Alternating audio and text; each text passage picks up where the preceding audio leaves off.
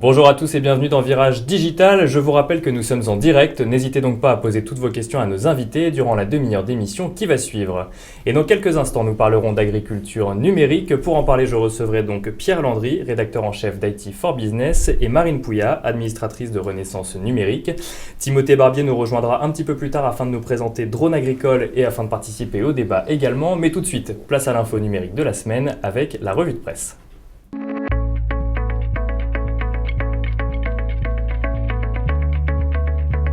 Dans quelques jours, le 22 février, commence le Mobile World Congress à Barcelone, l'occasion pour les principaux constructeurs de téléphones de présenter leurs nouveautés. Des conférences auront également lieu sur des sujets tels que l'identité digitale, la 5G, les voitures connectées ou encore le futur de la carte SIM. Rendez-vous donc lundi prochain à Barcelone. Deuxième actualité de cette semaine, le gouvernement français fixe 4 priorités technologiques pour les travaux du plan Industrie du futur au premier semestre 2016. Sur ces 4 priorités, 3 sont numériques, fabrication additive, cyber sécurité et digitalisation de la chaîne de valeur. Présenté lors de l'Alliance pour l'industrie du futur, cet événement a également été l'occasion pour le ministre de l'économie Emmanuel Macron d'annoncer la signature d'un accord outre-Rhin en vue de la création d'une académie franco-allemande pour l'industrie du futur. L'Alliance pour l'industrie du futur a enfin labellisé plusieurs entreprises qui montrent l'exemple. Air Liquide a d'ailleurs été récompensé pour son intérêt pour la digitalisation des centres de production. Troisième actualité cette semaine, une cyberattaque coûte en moyenne 773 000 € à une entreprise. C'est en tout cas ce qui ressort d'une étude de NTT Com Security qui a interrogé 1000 dirigeants pour cela. L'étude montre également qu'il faudrait environ 9 semaines à une entreprise pour se remettre d'une telle attaque. Il ressort en revanche que les dirigeants sont conscients de ce risque puisque 65% des dirigeants interrogés pensent que leurs données subiront un jour ou l'autre une attaque.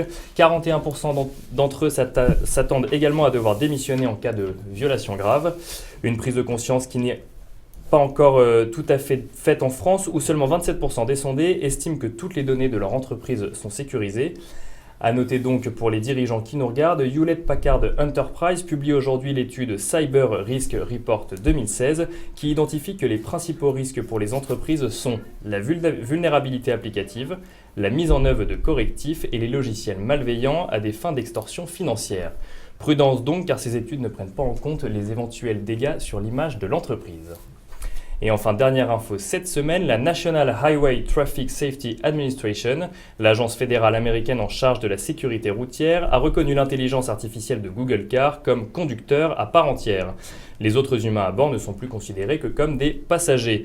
L'autorité reconnaît également que plusieurs lois ne sont pas applicables à la Google Car car elles se réfèrent à des situations où un conducteur actionne le volant.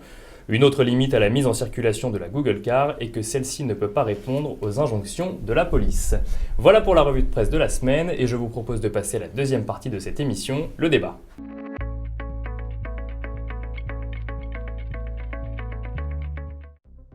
Demain appartient aux plus rapides. Pour vous aider à aller toujours plus vite, nous avons créé une nouvelle entreprise totalement dédiée à l'avenir de votre secteur.